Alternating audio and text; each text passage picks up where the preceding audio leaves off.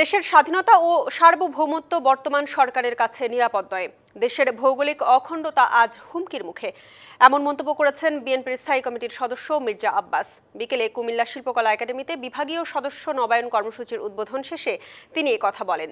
মির্জা আব্বাস বলেন, করিডোর দেওয়ার সিদ্ধান্ত দেবে নির্বাচিত সরকার।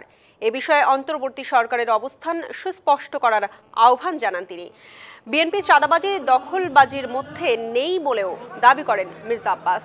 এই সরকারের সাঙ্গপাঙ্গরা চাঁদাবাজির সঙ্গে জড়িত বলেও মন্তব্য করেন তিনি।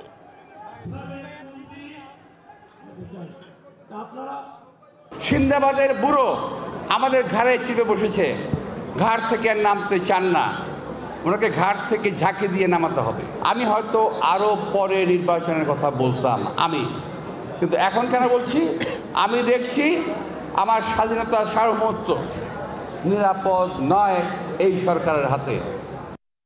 নগদ পেমেন্টে 500 টাকা পর্যন্ত ক্যাশব্যাক আর লেনদেনে প্রতিদিন ডিপ ফ্রিজ এবং ঘন্টায় ঘন্টায় এসি টিভি সহ দারুণ সব গিফট।